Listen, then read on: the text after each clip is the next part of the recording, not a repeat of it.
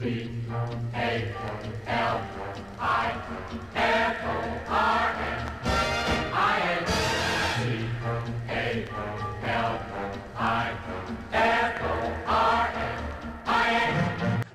right, on this episode, Forbes and I talk with Luke Beardslee, who, on a personal note, one of my best friends, best man at my wedding.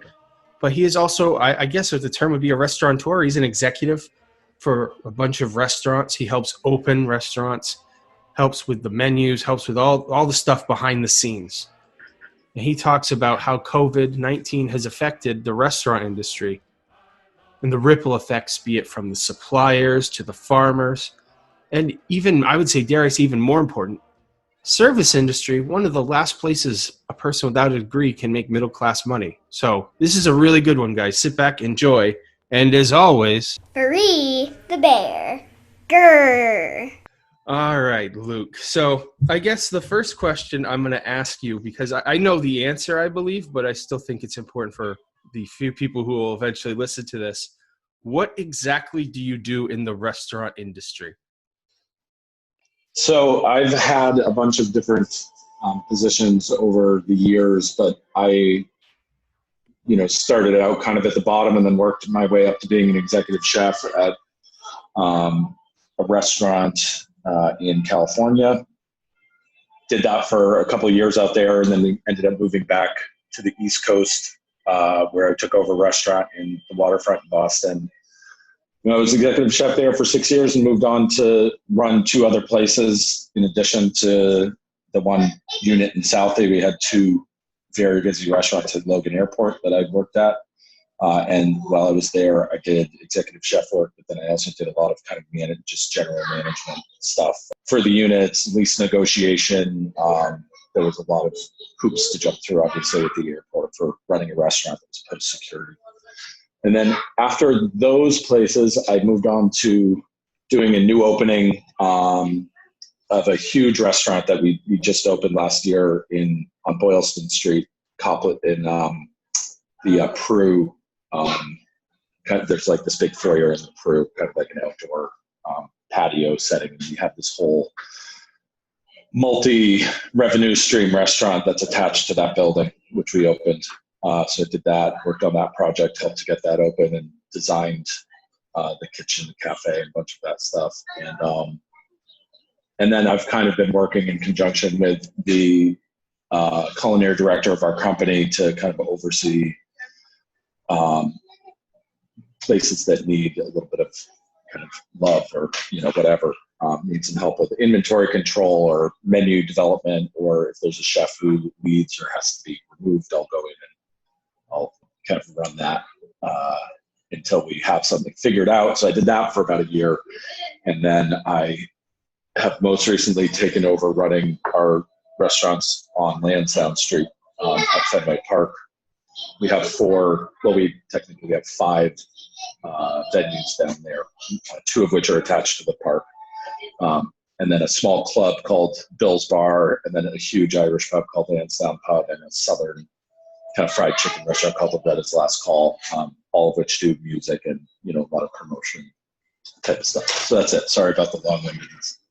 No, that's quite a resume, to say the least, for a communications major. No, so I guess when COVID came and reared its ugly head, what percentage of employees would you say you guys had to temporarily let go? So when COVID came along, we furloughed probably 99% of our employees, because in Massachusetts, we were shut down. I believe it's all been a blur, and we can get into some of the details maybe later about kind of what that journey's been like. But we closed all of we have 24 units that are kind of standalone LLCs, and then we have another wing of the business, which is called King's Bowling Alleys, and we have those in a number of different states throughout the country, and a number of them in Massachusetts. So the Kings are bowling alleys that also do a bunch of other entertainment and food and stuff like that, and those were completely shuttered because obviously the to-go business was all that we were able to generate revenue from up until think 2 weeks ago now. So we were shut down on March 17th. And then we were told that we would be able to do takeout only moving forward. So we closed all of our restaurants except for 3. And I think altogether, if you include the Kings and the places we have at Mohegan Sun, I mean, we have over 30 venues. And we kept 3 of them open. We probably laid off probably 2,500 people. Luke, can I ask you, like, so if you switched over to completely just, how do you put it, like, again, just takeout, like, how much revenue, like, I know you said there's only like 3 places left. How much revenue, like, what was the percentage of revenue left over if it's just takeout? Like, how much of a cut are we talking for those 3 places that could still stay open? Yeah, so I mean, it totally depends on the venue, of course, because some places were geared more towards the food end of food and beverage. And then we had a lot of other places that were much more geared towards the beverage end of that spectrum, where all of the money actually is. So the places that we kept open were, one of them is in Burlington, which is a suburb. So I guess to answer your question directly, it depends on the venue, because some of the venues were already doing a good percentage split. The place that I was working at and running for a couple months after, I think it was mid-April until just a few weeks ago, we were doing probably about a quarter of the sales that were in food. So we were down 75% in food revenue, and the beverage was essentially non-existent. We were allowed to obviously to sell beer and wine to go initially in Massachusetts, but people weren't really buying a lot of it. I'm not really sure why. The liquor stores were deemed essential, which I agree with, but people weren't coming out to the. In Massachusetts, man, if they had closed the liquor stores, it would have been like Liberia in 2 weeks. Yeah, I mean, it's just that I don't think people understand. Like, again, like, that wasn't just like, LOL, like, we're just going to have like these liquor stores be essential. If you have a bunch of alcoholics detox, yes, detox, no, totally. And like not wanting people to have to go to the hospital and stuff like that. But yeah, so I mean, the place that I was at, the revenue was down 75% in food. The food to beverage split in pre-COVID was probably about I would say probably a 25-75 split, with the 75 being on food. So this was a neighborhood restaurant, Beacon Hill, that had a good following, and it was kind of right across from MGH, actually, from Mass General Hospital. So we did a lot with the hospital over that time. Yeah, I mean, it decimated us. I mean, we went from doing $40,000 a week in food on a good week to doing $10,000 in food and maybe another 10 to 14 in food, and then maybe another $2,000 in beverage if we were lucky to do that and sell a bunch of beer. And then again, you said like there's basically no one left, and like the workforce is, you said 1% pretty much is the only one there. That's like, so I mean, this restaurant that we were running in Beacon Hill, it was me 6 days a week, 12 to 14 hours a day by myself in the kitchen. A director, one of the directors from our company, who's somebody who usually oversees several venues, and he was literally packing to-go orders, answering the phone, taking to-go orders, and doing the Grubhub and Uber Eats and Caviar platform stuff. It was insane. It was horrible. Yeah, it sounds totally catastrophic. Absolutely. And I think that you brought up a really interesting point that I don't think many people know. Most restaurants, you break even with the food, or you make a slight profit. You make your money on desserts and alcohol. That's where so I mean, it depends on the venue. So I think that that's true. I think that could be true at a higher end restaurant for sure. A lot of those higher end restaurants are making their money off bottles of wine. They're making their money off cocktails and certainly desserts, because it's a little bit cheaper and you can charge more. You're not dealing with highly expensive proteins and stuff like that. Our group, we aim to achieve at maximum a 30% cost on food. So, if we're selling a plate for $10, we're purchasing $3 of that, marking it up 70%. And we that's kind of the top end. We really want to be running about a 25% food cost. So, I mean, you certainly make the money off the booze. I mean, the math is obviously simple. We pay $10 a bottle for, a bottle of well vodka, and you get 16 drinks out of that. So I'm horrible at math. I know you're great at math, Billy. So whatever 16 into 10 is, but you're paying less than $1 per drink and you're selling the drink for $10. So on that side, we're looking at a 90%, at least probably a 90% markup on liquor. I was going to ask you too about, because you brought up that you work with the distributors. How much of just a chain reaction has this been for the restaurant industry, affecting like your food suppliers, your silverware people? Like what's that been like? Well, it's been like a sea change because, and we're actually, a lot of that stuff we're really just kind of getting into now. There's been some shortages in some areas. One of the first things that kind of happened was there being a huge shortage in chicken, because of what kept happening is the fearless leader Trump, put like the one thing that he did for the restaurant industry was tell the chicken butchers at the chicken factories in the Midwest, they have to go to work by the War Powers Act or whatever kind of bullshit that was. But basically what was happening with poultry, and then it happened in a number of other markets as well, is that one person would get sick in the factory and then the factory would close down. And this is a factory that's producing, tens of thousands of pounds of finished butchered, chicken, because most restaurants, the majority of restaurants are buying constituent parts of broken down chicken. They're buying chicken tenders or chicken breasts or thighs.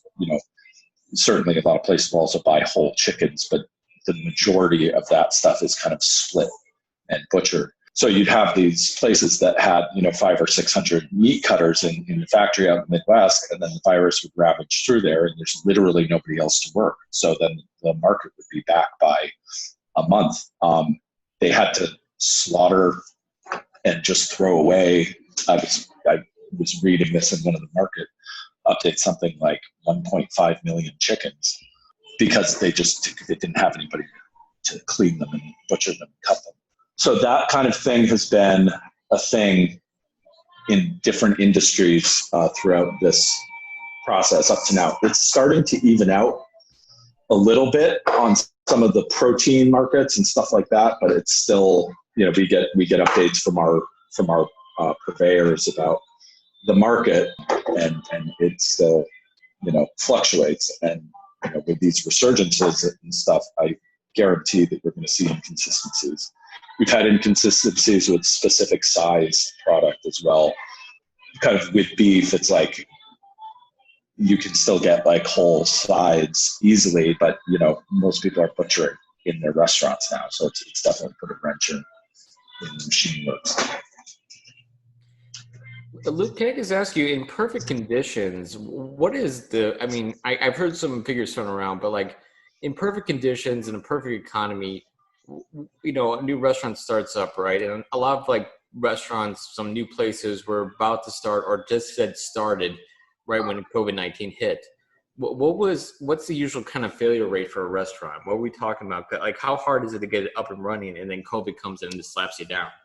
It's hard to say. I don't know what the statistics are right now. You always hear numbers thrown around about the failure rate of opening restaurants, and it's a really tight margin operation. And you're dealing with perishable goods. So, but I think a lot of those factors depend on the structure of your company. If you're opening a restaurant as an independent operator and you're putting bank loan money into it, you don't really have any recourse outside of revenue. For us, we're a large company. All of the restaurants are LLCs and kind of technically operate independently legally, but we have the ability to kind of share employees who are working at the corporate level and stuff like that. So it makes it a lot easier for us. Now, some of our restaurants, specifically from our experience in our company, had reserves in the bank. Also, our company was eligible for PPP loans, and we were able to secure some of those to try and bring people back, really having a revenue stream, which we did, which was great. But I think there's a big chasm between the experience of somebody who's an independent operator who only has access to bank capital versus a group like the group that I work for, where there's a lot of independent investors who are putting cash into a project with an expected return at a later date, as opposed to a bank loan that has to be paid every month. There's more negotiation that can happen. So that's been beneficial to us. In Massachusetts, I've heard that 25% of restaurants at this point are not reopening. I don't know that. I haven't gone and looked at the data very specifically, but in some of the stuff that I've read on some industry media, I've heard 25%, and that's at this point.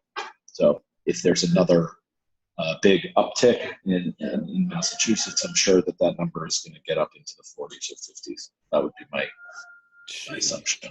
You're reopening, which is great. What is the risk long-term for your restaurants if you have an outbreak of COVID in your work staff? Is that something you guys fear, like the long-term effects of that? So we have very specific protocols that we've set up along with our risk management leadership in our company. Obviously, we run a lot of big bars in the middle of a relatively populous city with a lot of students and a lot of hooliganish sports fans. So, we definitely have a good barometer for what for risk management in our venues. But this is obviously a totally different beast. We have very specific protocols set up. We're doing temperature checks on all of our employees, which is kind of BS in my personal opinion, because from everything that I've read about COVID, it's, if you're symptomatic, you might have a fever, but I actually had COVID-19. We can talk about that if we want to, but when I had it, ended up having a fever, but it only lasted for, I want to say maybe 2 or 3 days full on. And prior to that, I hadn't really felt sick at all. So the temperature check thing is kind of, I think, a little bit of just like an emotional kind of assuaging kind of thing. But we are tracking that. We are being very explicit with our employees that if you're showing any of the symptoms, that you are not to show up to work. Or paying people who test positive and have to leave work, requiring people to quarantine for 14 days if they travel outside of a specific set of areas. Massachusetts is one of only 4 of the states in the union right now that is actually seeing like a negative infection rate, which is great.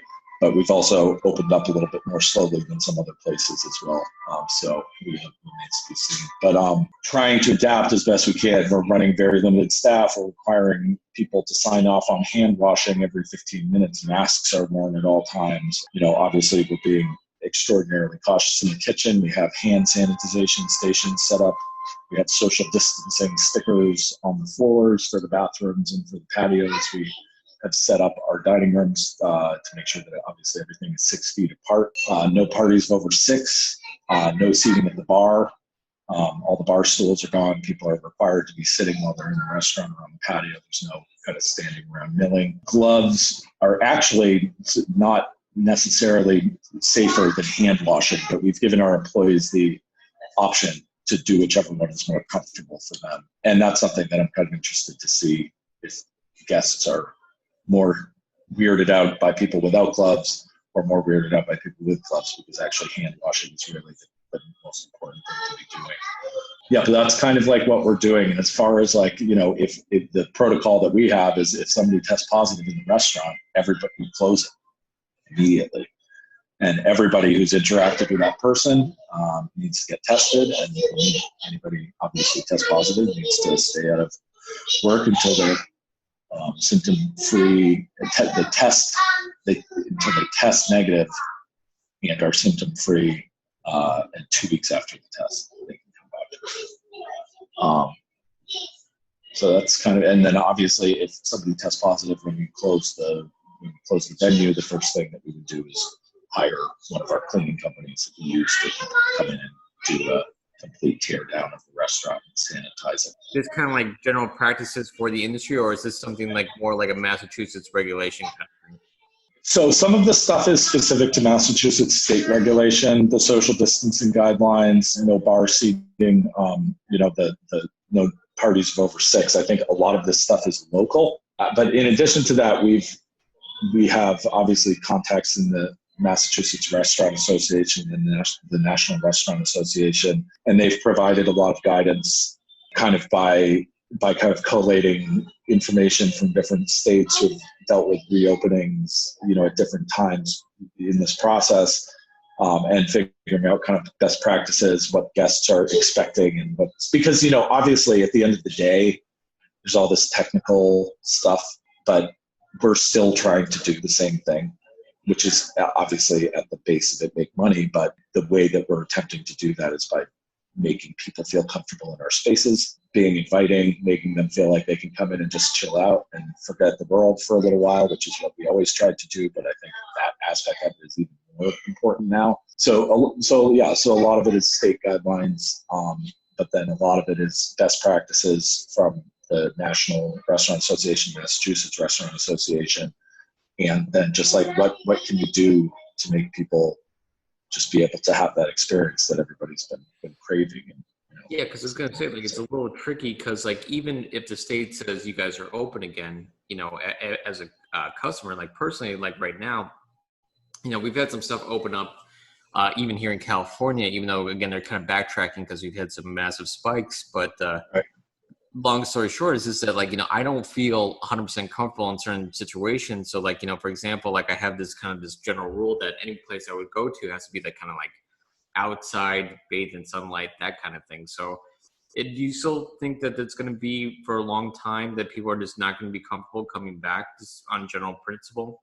I have thought a lot about this, but I think that it's going to depend on a lot of different factors. I think that it's a very personal thing because I think that, and not to get into the politics of it too much, but there are people who are just pretending that this isn't going on, obviously people who are just easily able to convince themselves that whatever their conception of reality is reality for everybody else. And those are the people who are, starting fights in Walmarts about not wearing a mask. So you definitely have those people. I mean, I think that I'm with you. I have 2 young kids and I probably would not be bringing them into a sit-down restaurant at this point. I'm also personally in a little bit of a different situation because we had COVID and we tested positive for antibodies. So I'm not as concerned personally for my own health as a lot of other people who haven't had the virus are. That being said, I'm with you myself. I would be doing patios.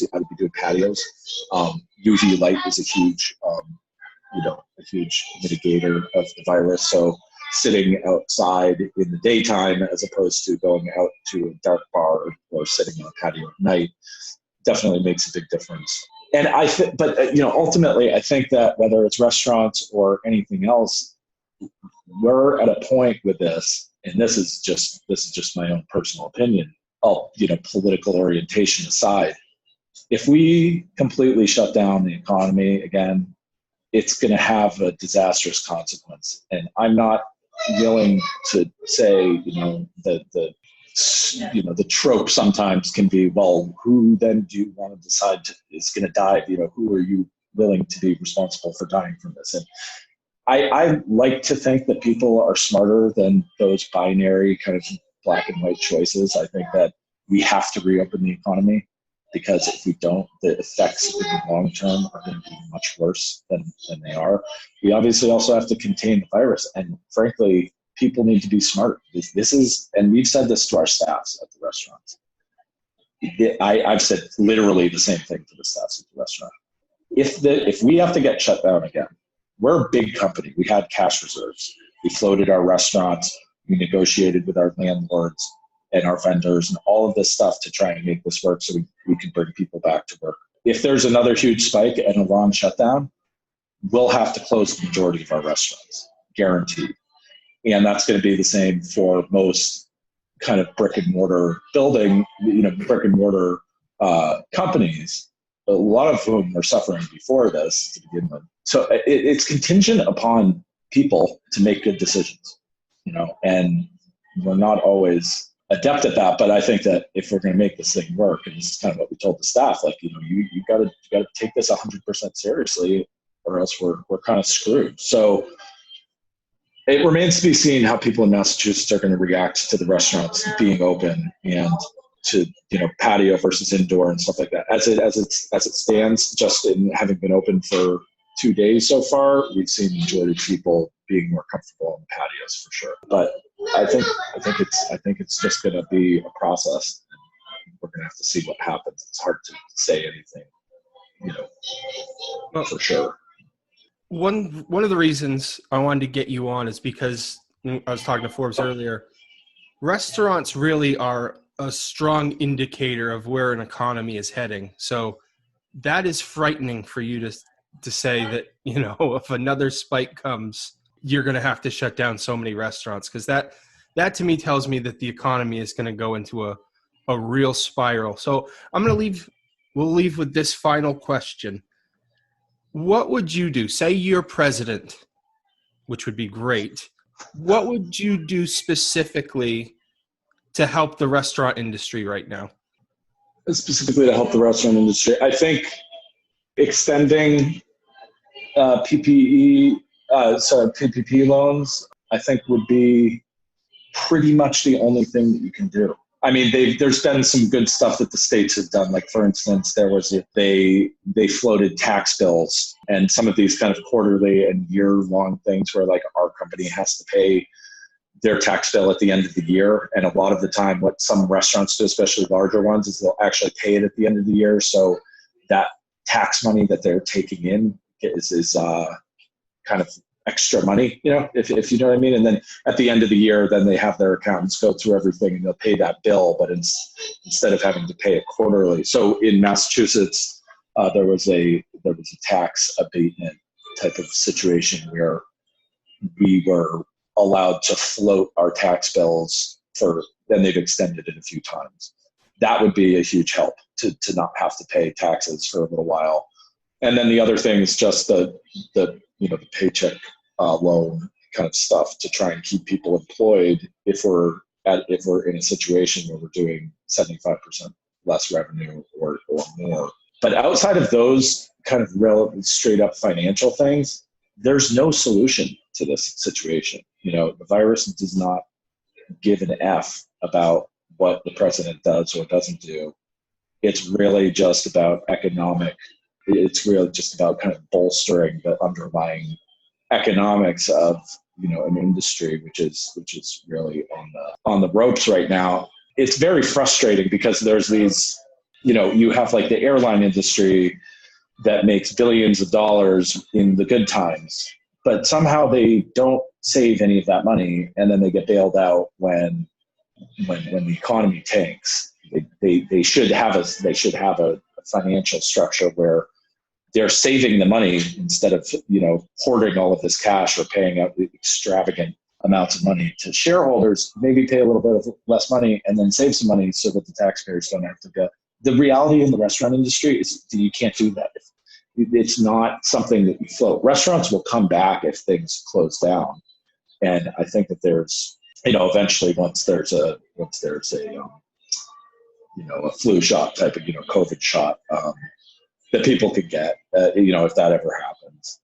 But the other thing I would say, and this is very something that a lot of people in my industry would probably get angry about, but over the last 10 years, at least specifically in Massachusetts, there's been an exponential growth of restaurants in the city to a degree that's actually been, in my opinion, detrimental to the quality of the actual restaurants in general. There's been so many openings. The labor pool of qualified cooks and managers has just dwindled because there's just so many places. So I think some of this will be a correction in the medium to long term. But as far as the president of the United States, man, I mean, not be an idiot on television and stoke fear. I mean, that would be helpful. Give real information so that people could make informed decisions instead of just having to operate from fear and confusion. That would be good for everybody, I think. I'm going to, there was one policy, and I'm always leery of quoting Anthony Scaramucci. He said that they should bring back for businesses to be able to write off lunch meetings and their taxes, like temporarily do that to try to open up the businesses coming back to the restaurants at lunch. I don't know. It just seems like a really scary situation all around. Yeah, I don't think that there's any simple kind of, that's exactly what a Republican would say. I mean, that type of Republican would say. That's not a solution. That's it's a soundbite. The solution is to figure out how to actually contain the virus and to try and provide some kind of lifeline to businesses like restaurants that live hand to mouth and are not going to be able to just survive this thing. And the knock-on effect of that's very scary to me is that, like I think you said at the beginning or at some point during this conversation, the amount of people that are employed by restaurants and then the downstream effects of what those, for instance, we lay off all these people. Our local fruit and produce provider, our purveyor, they laid off probably 80% of their staff. They laid off probably 90% of their drivers, 80% of their warehouse workers, probably 90% of their sales staff. As you go downstream, that's where the amount of money that's generated through these things, that's the real scary thing, because you're talking about many different streams of economic activity being affected by this, and tons of jobs. So I don't think that there's a quick fix. I think the PPP loans are a good way to try and help restaurants and employees. And I think that the tax abatement stuff and tax forgiveness would make a huge dent, because that's just a big check that doesn't need to be written. And it's a smart thing too, because at the end of the day, if all the restaurants close, they're not going to get that tax money anyway. So why not hold off for a while if it's possible? Oh. And where can people in California eventually are flying back to the East Coast? Where can they find one of your delicious restaurants to check out? So it depends on what you're trying to do. If you want to go out for a really good, really high quality meal, one of our restaurants is called Rochambeau. It's a French brasserie style restaurant, which you guys will know well in the area that you live in, because you have some of the best ones in the country. But the chef over there, Food and Wine Chef of the Year Northeast in 2015, he worked in New York at a number of high-end French restaurants, and as a sous and a number of other positions, then ran several of his own restaurants. I worked with him for a year, and I learned more in that year than I had in the prior 5 years about food. I've been doing this for a long time. So that restaurant's called Rochambeau, Rochambeau, like the French general who was pivotal in supporting American troops during the Revolutionary War. And that's on Boylston Street in Boston, which is a fun area to go to anyways. We have a cafe there, doing some of the best coffee drinks in the city, some kind of light pastry options, and then a really cool lounge that was designed by home studios out of New York, who have won a bunch of awards for restaurant design. It's an unbelievably beautiful space, custom painted wallpaper, and just very, very incredible design aesthetic, modeled after kind of some feeling of like the French subway system in the lounge area, and then a beautiful second floor dining room with a open kitchen. Well, there's glass up, but you can kind of watch what's going on in the kitchen.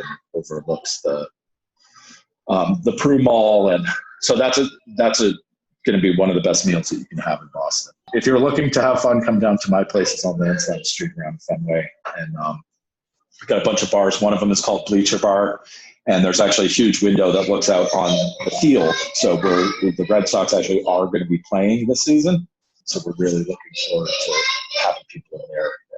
They've actually done really well the last couple of days as they've been open. People just wanting to be in that area. And we're going to close down Lansdowne Street in Boston. And it's all just for extended patios out into the street. We're trying to create a whole destination down there so you can kind of go bar hopping without having to get on public transportation a bunch of times or take a cab around the city. There'll be, I think, 7 different bars that you can hit within that block of Lansdowne Street. So That's the party spot. Actually, Luke, you're selling me pretty well because my wife had been out there for a kind of a conference. My wife is a professor for math, and again, like she just fell in love with that area. So I think you give us a couple good spots. Actually, this is actually right up my alley. So I appreciate actually talking to you just from a very selfish standpoint. So thanks. Yeah, no problem, man. If you're ever out here, just get my info from Bill, and we'll get you hooked up.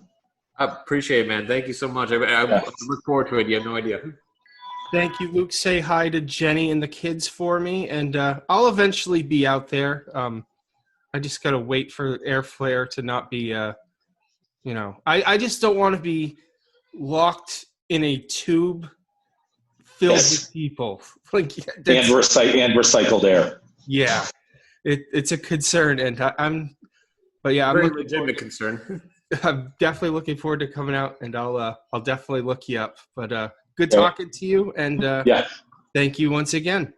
Yeah, great talking to you guys. I appreciate getting it out too. I think it's important for people to get an idea of what everybody's dealing with, So appreciate it. Well, there you have it. Another episode of the Free the Bear podcast. Thank you very much for listening.